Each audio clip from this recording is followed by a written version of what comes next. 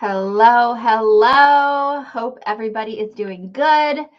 As always, I am going to check my phone here. Let's make sure we are actually going live. We should be streaming into my Facebook community, The Profit Factor, as well as my business page for the Chic CFO and on to my YouTube channel.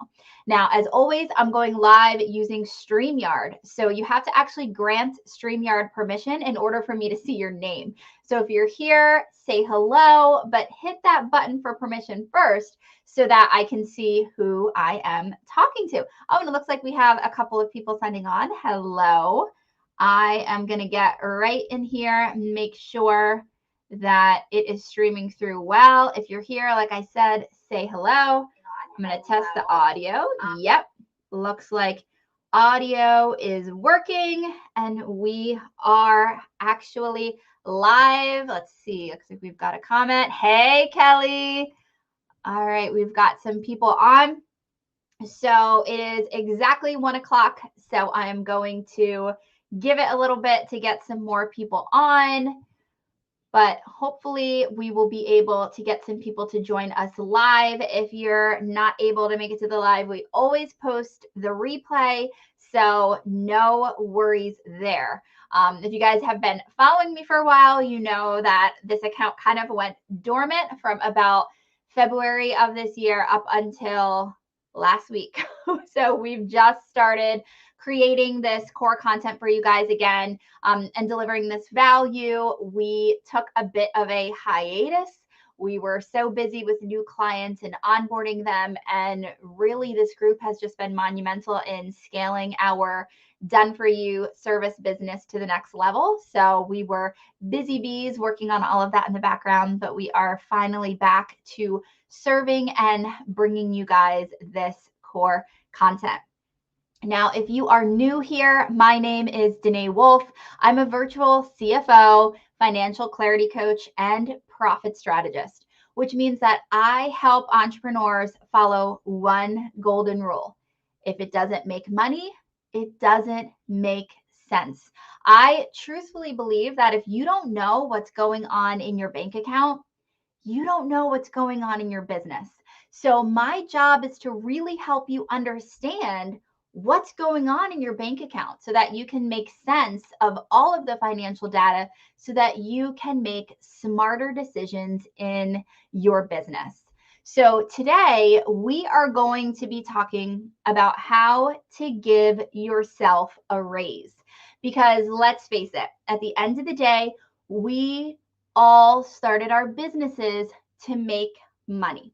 Now, I know that a lot of times this can be very faux pas to say, right? Because I think in today's society, we're told you're not supposed to talk about money, right? But when it comes to entrepreneurship, let's be serious, okay? We did this to make money. And I think a lot of times entrepreneurs are told, if you're in this for the money, you're in it for the wrong reason. Well, being in it for the money is the entire reason, right? That's why we've started our businesses. Now, if you are truly not in it for the money, then you should have a nonprofit. And if you have a nonprofit, this is really not the training video for you. But if you are in a for-profit business, which I know about 98% of the people in this group are, then you need to make it about the money. Now, you might be doing a business that you're very passionate about, which I absolutely believe is important because it gives you that drive. It gives you that level of fulfillment that even money can't provide. But at the end of the day, we're trying to take our passion and make money off of it. So it's really important that we all feel comfortable talking about that and really owning up to it and saying, yeah, I started my business to make money. That's what I'm here to do.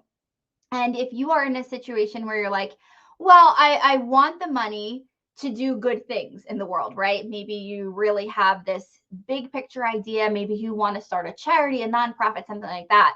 Again, we need the money to do that, right? Money makes the world go around. So it's really important that we just kind of start with owning the truth as entrepreneurs, which is that we started our company to make money.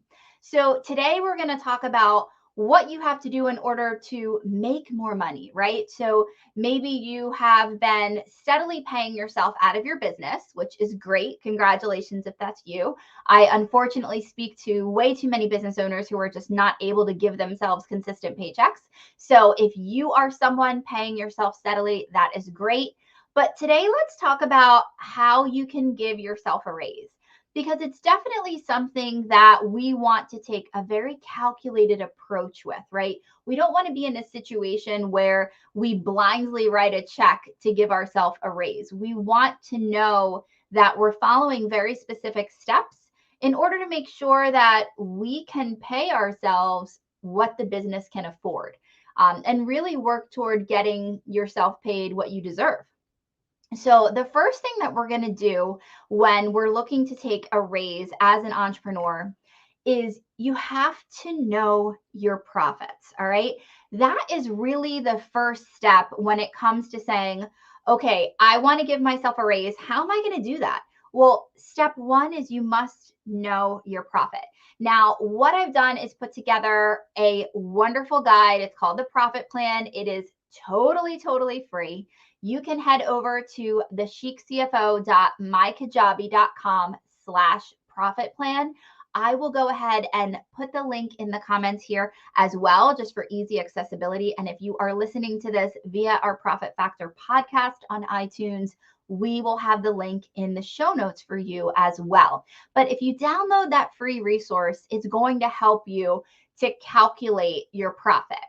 But what I wanted to make sure that you do have is at least just a very basic knowledge of how you're going to get your profit. So you're basically going to take your revenue minus expenses equals profit. If that sort of sounds like a foreign language to you, again, please download the free resource. It'll really help you calculate this number. But before deciding what to give yourself in a raise, step one is figuring out what your average profit is for your business each month. The next thing I want you to do is set a personal budget. So this is something that a lot of times, even my entrepreneurs that I work with who are very dedicated to managing their business finances, they sometimes will slack when it comes to the personal side of things. As entrepreneurs, you guys know how it goes. Our business and our personal, they really mesh and really end up intertwining with each other a lot.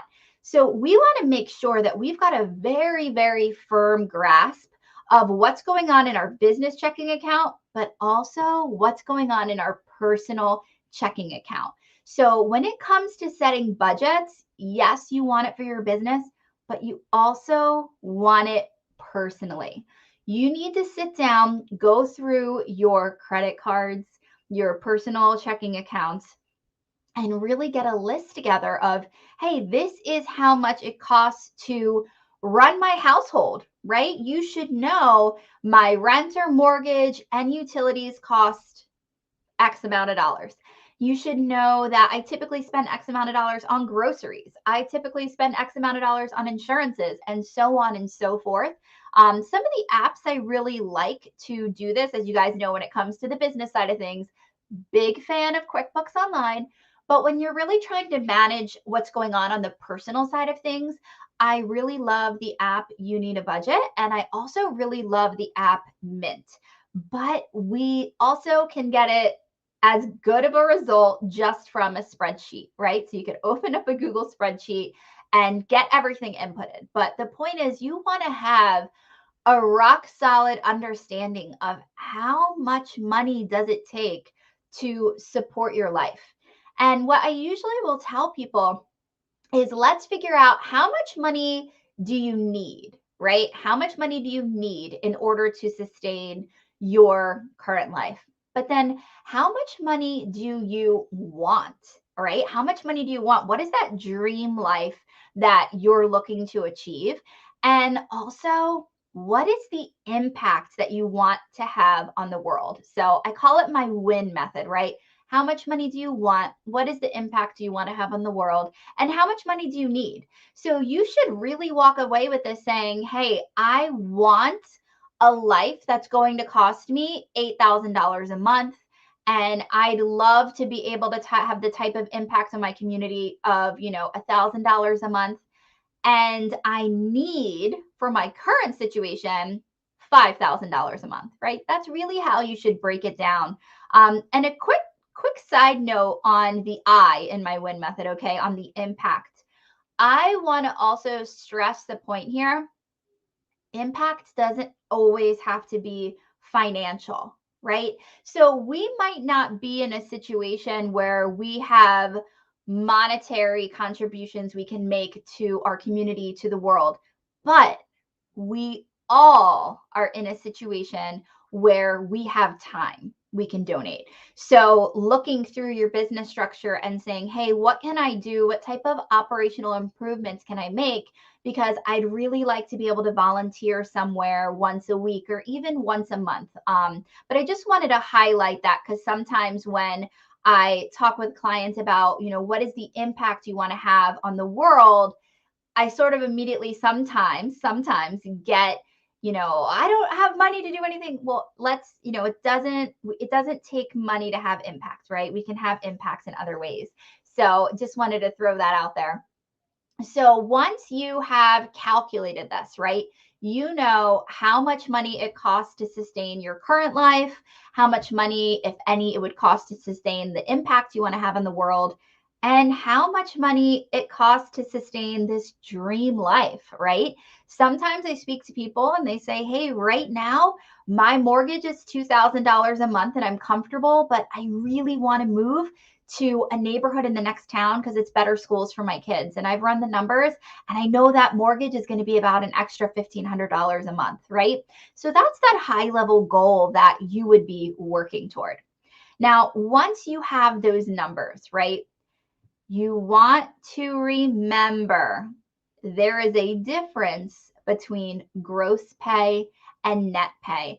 And this is typically a step that I find entrepreneurs skip when planning a raise for themselves.